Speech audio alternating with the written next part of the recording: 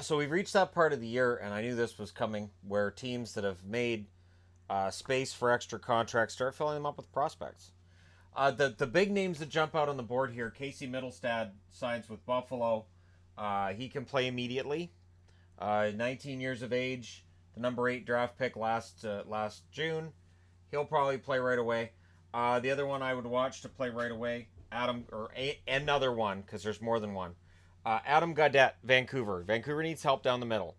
I don't think I'm telling any tales by saying that. 2015, 149th overall pick. He's 21 years of age. And for the 149th pick, he looks like a steal. There's been a lot of talk with Vancouver fans over the last year and a half about Gaudette. What's his upside? When's he coming in? When's he going to sign? And there was a lot of talk about, well, he's NCAA. He probably won't sign in Vancouver. Part of the reason why I don't think Vancouver would have a problem signing prospects, which is this whole nobody wants to go to Vancouver thing that I keep seeing. Where do you want to go when you're a kid coming out of college? You want to go to a team where you're going to play. Where are you going to play? You're going to play in Vancouver because Vancouver needs that talent.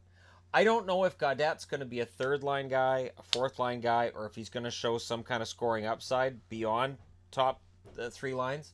But I know he's part of the puzzle. You have Horvat down the middle. Pettersson's coming over. He should be playing in the middle. Gaudette is listed as a center. That's 3 right there. Gaudette coming in, and if he shows he's ready, may influence Jim Benning as to whether or not the Canucks ultimately would be advising the Sedins that there isn't a place for them on next year's roster. They already have Brandon Sutter coming back next year, unless they trade him, which they could, and they, at the very least, if I was betting, I'd look at it. Because I think Sutter's kind of being wasted in Vancouver. He's a half-decent third-line center, and his cap hit is high, so you're not going to get back a lot for him. But there may be a team out there that looks at Brandon Sutter and what he brings and says, yeah, for a third line, we can bring him in. And Gaudette may allow the Canucks to do that. Jordan Greenway, drafted 5th overall in 2015, 21 years of age. The Minnesota Wild have been high on him. I would not be surprised to see him playing for them coming up to and into the playoffs. And, Greenway has been brought along slowly, and this is why I mention, when I talk about rookies that are doing really well and guys who last year in the draft have already stepped in, there are players that just take longer. This is part of the reason why guys, you'll see on this board were not drafted in the first round, other than Mittelstadt, who was drafted last June. Because the guys who are drafted later, it takes longer for them to develop. It takes longer for them to get to that level. Greenway will likely, I don't know if he'll get time with Minnesota right away, but he will get integrated into that lineup. I would think in the fall he's going to be a member of the Minnesota Wild. Sakura. So Dylan Sakura signs, a week after his brother signed to remain there? And I knew that one signing meant the other one likely would. Drafted in 2014, 178th overall pick. He's 22 years of age. Sakura should be thrown into the lineup, I would think, for the end of the year. If that's where the team's leaning, some teams will do that and some teams won't. Sakura potentially, along with Highmore, I look at these guys as these may be keys for Chicago having a quick turnaround. So Sakura may very well be in the lineup, and then we start getting into guys that likely are more in the maybe category. CJ Zeus, drafted 129th pick, 2014, 24 years of age. So based on Zeus's age, he may very well get in there. And one thing about getting a guy when he's 24, you're likely getting whatever he's going to be. So however far along he is in his progression, this is likely as good as he's going to get. There may be some mild improvements, but not big improvements. So he will get a shot at making the lineup for Winnipeg due to the fact that there have been a number of injuries, and they're going to want to expand that roster going into the playoffs and make sure that they've got enough players to absorb any injuries that they deal with. And over a long playoff run, those can be frequent, and there can be a lot of them. Will Borgan, Buffalo defenseman, U.S. Olympic team. He's 21 years of age, 92nd overall pick in 2015. Buffalo needs help on the blue line. He will get every chance to play for them, I would think, right away.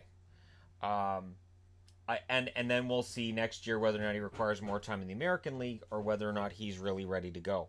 But Borgan, again, 92nd overall pick, 2015. It looks like the 2015 draft, there are a number of guys who were getting signed to the entry-level contracts, maybe a little bit late for some people's liking, but they are getting signed. St. Louis grabbed 3. Paganski, who's a 2014 110th overall pick.